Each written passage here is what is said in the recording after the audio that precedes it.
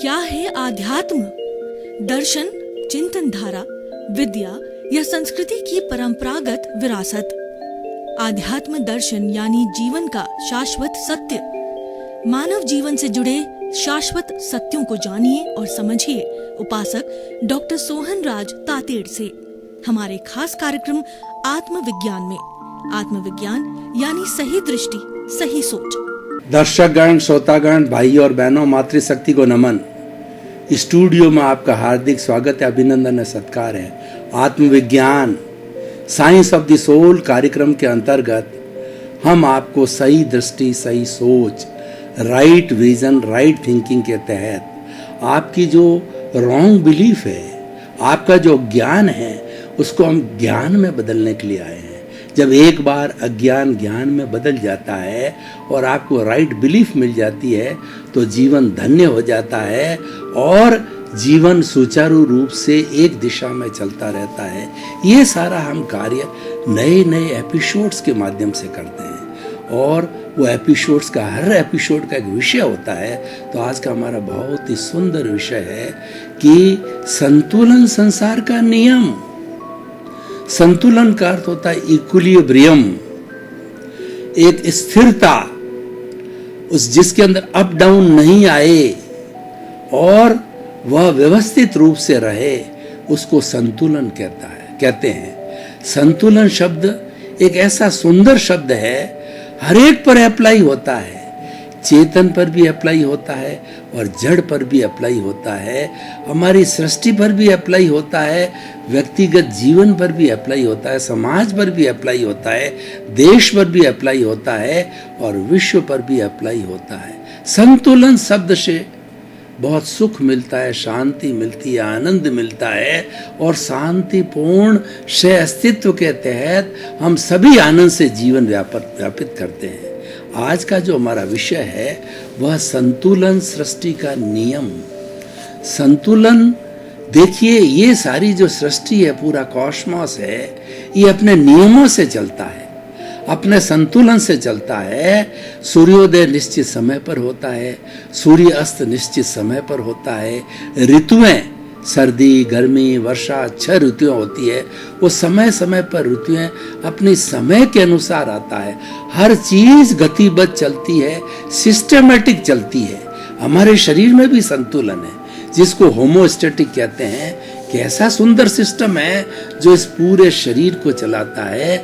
मनुष्य के शरीर में 60 खरब कोशिकाएं हैं और हर कोशिका की मुंह होता है जिसको रिसेप्टर कहते हैं। अब देखिए कि वो किस तरीके से खुराक लेती है।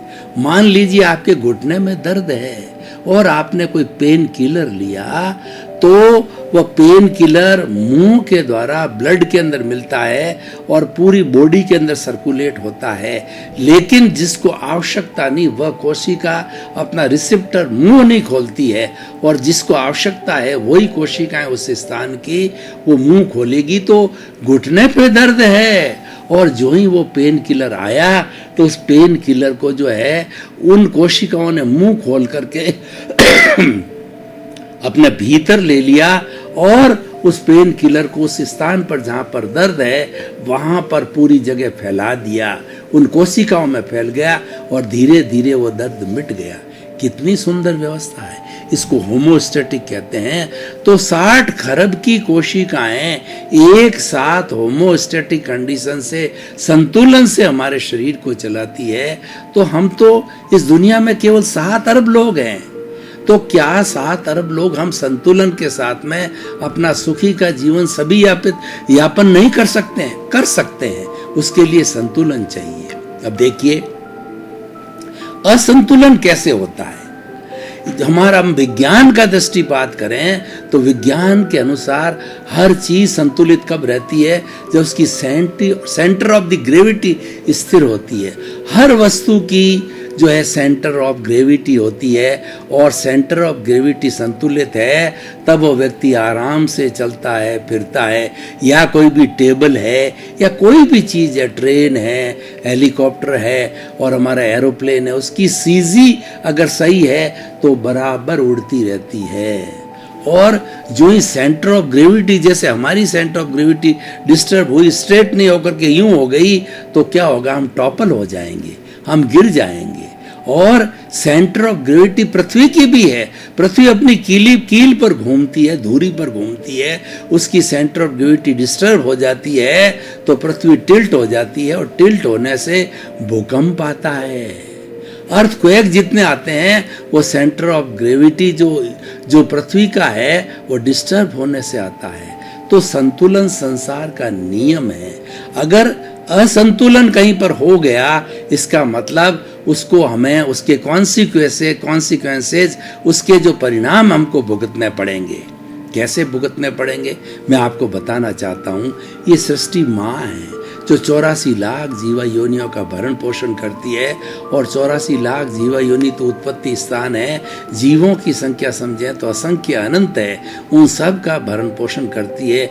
इतनी प्रचुर मात्रा के अंदर बेसिक एलिमेंट्स पृथ्वी, जल, अग्नि, वायु और आकाश पृथ्वी माँ के अंदर जो है मौजूद है, और सबका भरण पोषण इन बेसिक 5 एलिमेंट से कर सकती है। लेकिन उनका दोहन होता है, पृथ्वी का दोहन किया जाए, पृथ्वी के अंदर गहरे गहरे खड्डे खोदे जाएं पेट्रोलियम के लिए, पानी के लिए, और दूसरा हमारे मिनरल्स निकालने के लिए, या हमारे हीरा, पन्ना, माणक, मोती जितने भी पृथ्वी की गर्भ से, भूगर्भ से निकालने के लिए उसको गहरा खोदा जाता है, तो उसकी सेंटर ऑफ ग्रेविटी डिस्टर्ब हो जाती है, और पृथ्वी जो है हमको सुनामी देती है, पृथ्वी हमको अकाल जो है वो अतिवृष्टि देती है, अकाल की स्थिति पैदा होती है। इसीलिए भाई और बहनों, हमारा जो नेचर माँ है उसका अतिरिक्त दोहन मत करो। आपको जीने की स्वतंत्रता है, और ऐसा कहा जाता है कि जिसने चोंच दी है वो चुग्गा भी देगा। जब माँ ने आपको जन्म दिया है तो माँ आपको खुराक भी देगी, पर आप लोभ के वशीभूत होकर के अगर उसका दोहन करते हो तो माँ दुर्गा बन करके आपको पनिशमेंट भी दे सकती है। तो इसीलिए संतुलन हर जगह चाहिए, और संतुलन न हो तो तकलीफ पैदा हो जाती है। अब हम अपने थोड़ा व्यक्तिगत जीवन पर चलते हैं। हमारे व्यक्तिगत जीवन में संतुलन होने का अर्थ ये है कि हम पीसफुल माइंड से काम करते हैं। हमारे शरीर में काम करने वाले 3 बड़े सहयोगी है, मन है, वचन है और काया है। तो हम मन को संतुलित रखते हैं, यानी मन हमारा पीसफुल रहता है। वचन वाणी का हम संयम रखते हैं, यानी किसी को कर्कश, दुख देने वाली, अहितकारी, और किसी को कष्ट हो और ऐसी टॉन्टिंग भाषा न बोलें, तो ये वचन का संतुलन है। और शरीर का संतुलन क्या है? खाते पीते उठते बैठते हम कोई ऐसी प्रवृत्ति न करें कि छोटे बड़े जीव किसी को हमारी वजह से तकलीफ न हो, तो ये हमारा शरीर का संतुलन है। अगर ये तीनों सज जाता है तो किसी को कोई परेशानी नहीं, आपका कोई दुश्मन नहीं हो सकता, और आपकी कोई आलोचना नहीं कर सकता, सभी आपके मित्र बन जाएंगे। आपका सारा संसार आपका मित्र होगा, कोई दुश्मन न होगा। ये तो व्यक्तिगत संतुलन की बात हुई। अब मनुष्य एक सामाजिक प्राणी है, वो समाज में जीता है, वो समाज के बिना नहीं रह सकता। एक क्षण भी मनुष्य जो है समाज के बिना नहीं रह सकता। मनुष्य अगर हिमालय की कंदराओं में भी चला जाए और वहाँ मेडिटेशन करे, वहाँ साधना करे, तो उसका शरीर है, तो शरीर के लिए उसको भोजन चाहिएगा, पानी चाहिएगा, शैया चाहिएगी, तो वहाँ भी समाज की आवश्यकता होगी। तो व्यक्ति समाज के बिना रह ही नहीं सकता। पशुओं का भी समाज होता है, उसको समाज कहते हैं, केवल एक मात्रा का अंतर है, वो समाज में रहते। कभी आपने देखा होगा तो ये हिरण जो इतना ग्रुप में रहते हैं वो किस तरीके से रात्रि विश्राम करते हैं। तो हिरणों का क्या होता है, बिल्कुल सेंटर के अंदर जो है बूढ़े है, अपाइज है, गर्भवती हिरनियां हैं, वो सेंटर में रहती है, और उसके चारों तरफ जो है यंग हिरण होते हैं, पहरा लगाने वाले होते हैं और उसके बीच में सभी अपना विश्राम करते हैं। पहरेदार जो हिरण होता है वह जो ही आवाज लगाता है, अगर कोई शिकारी आ जाता है तो वह आवाज लगाता है। 4 दिशाओं पे 4 पहरेदार होते हैं, वो अपनी अपनी दिशा पे आवाज लगाते हैं, सभी चौकन्ने होकर के भाग जाते हैं और शिकार से बच जाते हैं। ये उनका समाज है, ये उनका संतुलन है।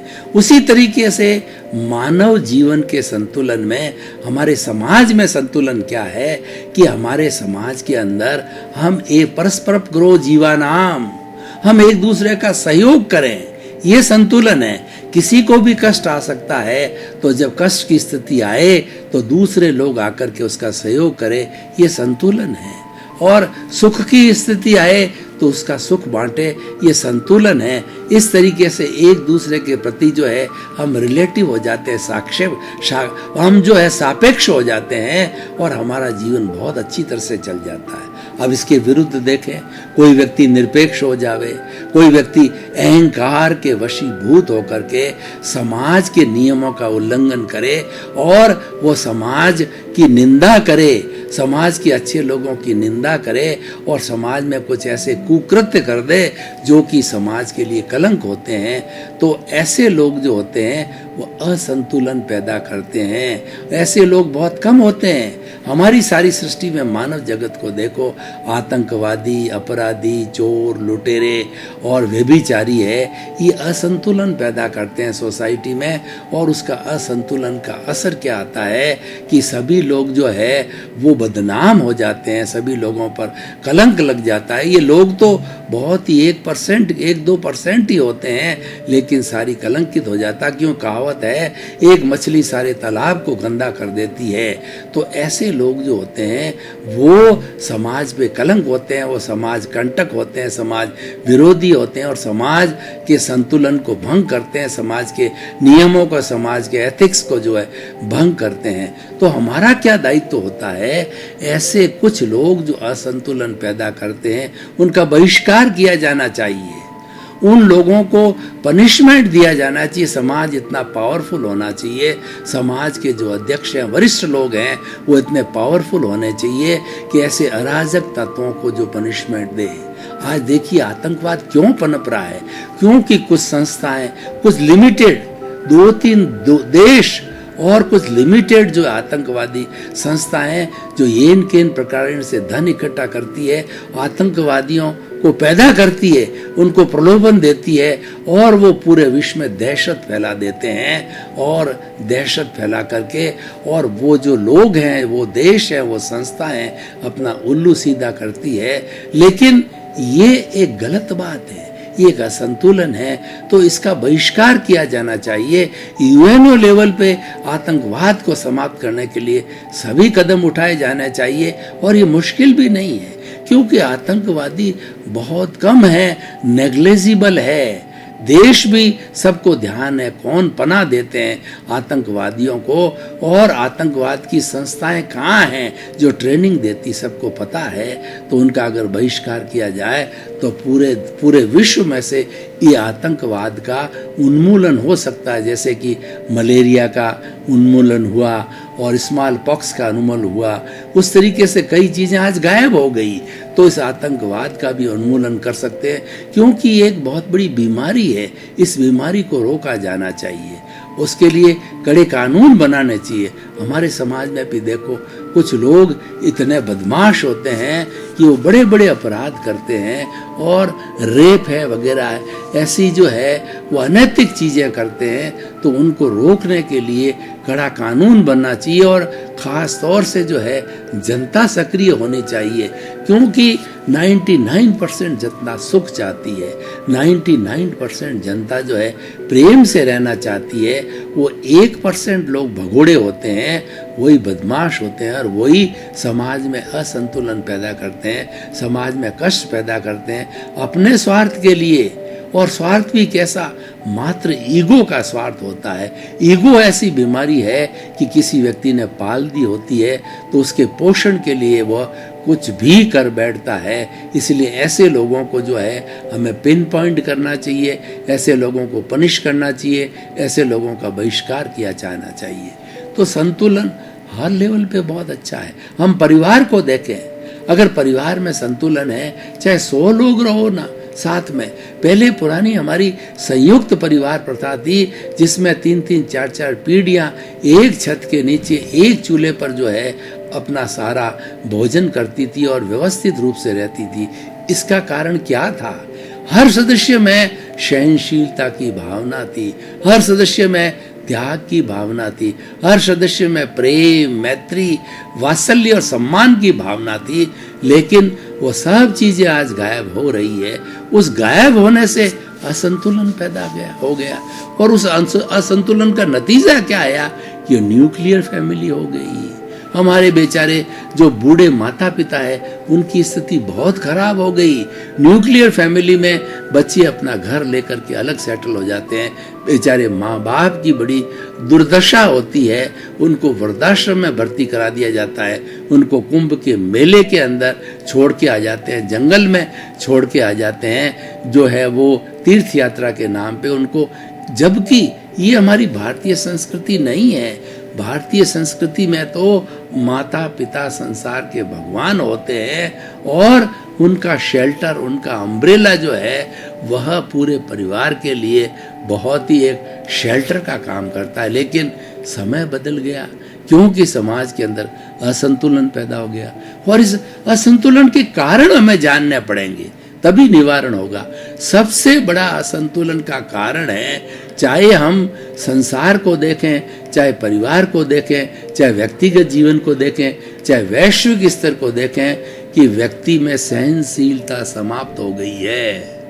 व्यक्ति जो है सेल्फ सेंटर्ड हो गया है, वह किसी का अनुशासन नहीं चाहता है।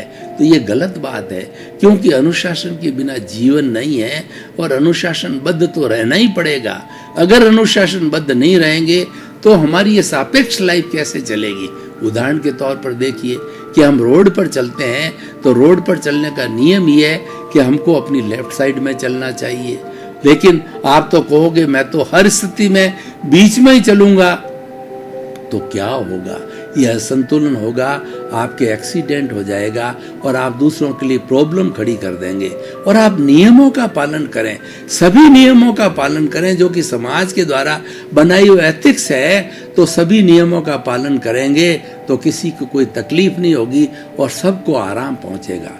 तो भाई और बहनों, इस जो है मैं एपिसोड को जो है आज तराजू पर कसता हूँ, इसके निष्कर्ष की बात करता हूँ, तो मुझे मालूम पड़ता है कि ये बहुत ही सुंदर विषय है कि व्यक्ति को जीवन में संतुलन स्थापित करना चाहिए। सबसे पहले संतुलन अपने शरीर पर लागू करना चाहिए, अपनी लाइफ स्टाइल पर लागू करना चाहिए, अपने खुद पर लागू करना चाहिए। वह संतुलन क्या है कि if wealth is lost, nothing is lost. If health is lost, something is lost. And if the character is lost, everything is lost. तो हमें सिर्फ मनी माइंडेड नहीं होकर के अपने स्वास्थ्य का ध्यान रखना चाहिए। स्वास्थ्य का अर्थ होता है सौ में अवस्थित होना, अपनी आत्मा में अवस्थित हो और आत्मस्थ हो जाओ। जब आप आत्मस्थ हो जाओगे तो आपको ऐसा लगेगा कि मैं तो सर्वशक्ति संपन्न हूँ, मैं तो शक्तियों का धनी हूँ और ये संसार का सबसे बड़ा शक्तिशाली मैं हूँ, क्योंकि मेरे भीतर के अंदर शुद्ध आत्मा भगवान विराजमान है, जो कि अनंत ज्ञान वाला है, अनंत दर्शन वाला है, अनंत शक्ति वाला है और अनंत सुख का धाम है। तो इस तरीके से हमारी शक्तियाँ जो है वो आगे से आगे अगर हम संतुलन रखेंगे तो बढ़ती जाएगी। तो इसीलिए संसार का नियम, संतुलन संसार का नियम है और जहाँ जहाँ संतुलन बिगड़ेगा वहाँ अराजकता पैदा होगी, वहाँ व्यक्ति का जीवन जो है टेंशन से भर जाएगा और व्यक्ति जो है दुखी हो जाएगा। इसलिए हर लेवल पे संतुलन बिखाए रखना बहुत ही जरूरी। हम ट्रेन में जा रहे हैं, हजारों लोग सफ़र करते हैं, तो हमें बड़ा डिसिप्लिन के साथ रहना चाहिए। हमें अपनी जगह पर बैठना चाहिए और जितनी जगह उतनी एक्वायर करनी चाहिए ताकि दूसरों को कष्ट ना हो। और उसके साथ साथ में हम वार्तालाप करें तो बहुत संतुलित वार्तालाप होना चाहिए। कोई भी ऐसी गतिविधि न करें कि किसी को अन्य जो है हमारे पैसेंजर को कष्ट हो। तो ये फॉर्मूला हर जगह, हर पब्लिक प्लेस पे जो है वो लगना चाहिए कि हमारे द्वारा किसी भी हमारे भाई को, हमारे साथी को, हमारे देश के सदस्य को कष्ट नहीं होना चाहिए।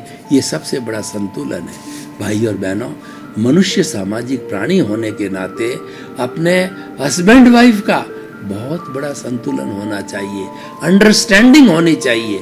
अगर हस्बैंड और वाइफ के अंदर अच्छी अंडरस्टैंडिंग है, उसका प्रभाव बच्चों पर अच्छा पड़ेगा, बच्चे सुसंस्कारी होंगे, क्योंकि बच्चे जो है माता पिता के जीवन से सीखते हैं और माता संतुलित तरीके से एक दूसरे पर व्यवहार करते हैं। 50-50 का फॉर्मूला लगाते हैं, यानी 50% सम्मान हस्बैंड वाइफ को देता है और 50% वाइफ जो है हस्बैंड को सम्मान देती है। तो उनकी ये गृहस्थ रूपी गाड़ी है, बहुत अच्छी तरीके से सुचारू रूप से चल सकती है। हमारी गृहस्थ की गाड़ी अच्छी कब चलती है? जबकि गाड़ी में संतुलन होना चाहिए, अंडरस्टैंडिंग होनी चाहिए, टॉलरेंस पावर होनी चाहिए, सेक्रीफाइस की भावना होनी चाहिए, प्रेम होना चाहिए, मैत्री होनी चाहिए, वात्सल्य होना चाहिए और सम्मान की भावना होनी चाहिए। ये असंतुलन पैदा होता है, इसका सबसे बड़ा कारण है ईगो। जब व्यक्ति को अहंकार आ जाता है कि घर में तो मैं बहुत बड़ा हूँ, मैं तो बहुत बड़ा ज्ञानी हूँ, मैं तो बहुत पावरफुल व्यक्ति हूँ, समाज में भी कोई व्यक्ति ये फील करता है तो सुपीरियरिटी कॉम्प्लेक्स रखता है। तो सुपीरियरिटी कॉम्प्लेक्स रखने से वो अपने दूसरे साथियों को, समाज के अन्य सदस्यों को इन्फीरियर गिनता है और इन्फीरियर गिनने के कारण लोग उसको घृणा करने लग जाते हैं, लोग उसकी निंदा करने लग जाते हैं, क्योंकि सुपीरियरिटी कॉम्प्लेक्स कोई नहीं चाहता है, इन्फीरियरिटी कॉम्प्लेक्स कोई नहीं चाहता है। सभी प्रेम चाहते हैं, मैत्री चाहते हैं। भगवान ने भी क्या कहा महावीर स्वामी ने कि अपना सच में से जा मैथिंग भुए सुकप है। तुम स्वयं सत्य खोजो। स्वयं सत्य क्या है? संतुलन, मन वचन काया का संतुलन रखो और भीतरी जगत और बाहरी जगत का संतुलन रखो। भीतरी जगत और बाहरी जगत का क्या संतुलन है कि तुम जियो बाहर, रहो भीतर। तुम जो बाहर जी रहे हो, क्योंकि ये तुम्हारा जीवन पिछले जन्म के कॉजेज की वजह से तुम्हें मिला है और तुम जी रहे हो, इसमें तुम स्वतंत्र नहीं हो। जीवन भर तुम्हें एक फिक्स्ड स्टाइल के अंदर मन वचन काया रूपी जो शरीर मिलता है, ये पूर्व जन्म के कर्मों के भुगतान के लिए मिलता है। तो उस फिक्स स्टाइल में पूरा जीवन जियोगे तो इस जीवन को इसके अनुरूप चलते रहो, लेकिन पुरुषार्थ भी करो। पुरुषार्थ ये संतुलन भीतर का है, पुरुषार्थ भीतर में होता है। भीतर चिंतन करो कि मैं तो इस शरीर से अलग शुद्ध आत्मा हूँ और मैं तो ज्ञाता हूँ, मैं तो दृष्टा हूँ, मैं तो जानने वाला हूँ, देखने वाला हूँ। इसका काम अलग है, मेरा काम अलग है। ये तो करने वाला है, भुगतने वाला है। ये पिछले जन्म में कॉज डाल करके उस कॉजेज की वजह से इस जन्म के अंदर उसको जो है वो कर्म शरीर के रूप में स्थूल शरीर मिला है। वो मैं नहीं हूँ, मेरा इससे कोई कनेक्शन नहीं है। यही कॉज डालता है और यही भुगतता है। तो ये तो जड़ है, लेकिन मैं तो चेतन हूँ, मैं तो कॉमन हूँ, मैं तो हर जन्म के अंदर शुद्ध आत्मा स्वरूप में मौजूद था, मेरी हाजिरी थी। लेकिन ये शरीर जो है वो हर जन्म में बदले। कभी मनुष्य का शरीर हो गया, कभी स्त्री का हो गया, कभी पशु का हो गया, कभी पक्षी का हो गया, जैसा जैसा आयुष्य का बंधन हुआ है। तो लेकिन मैं तो स्थायी हूँ, मैं जो शुद्ध आत्मा हूँ, मैं तो हर युग में और हर अवस्था के अंदर स्थायी था। दर्शकगण, श्रोतागण, भाई और बहनों, आपका बहुत बहुत धन्यवाद। आप आत्मविज्ञान कार्यक्रम देखते रहिए। आत्मविज्ञान कार्यक्रम से आपको जीवन का सत्य मिलेगा, कुदरत का कानून मिलेगा, सनातन सत्य मिलेगा, आपको रियल ट्रुथ मिलेगा, अल्टीमेट ट्रुथ मिलेगा, जिसको आप अगर जीवन के अंदर धार लोगे तो आपके जीवन का कल्याण हो जाएगा। आपका जीवन बहुत संतुलित, आनंदमय और सुखमय बन जाएगा। सर्वे भवन्तु सुखिनः, सर्वे भवन्तु निरामया। इसी क्रम में आपके प्रति बहुत बहुत मंगल पाऊं। आत्मविज्ञान में आत्मविज्ञान यानी सही दृष्टि, सही सोच।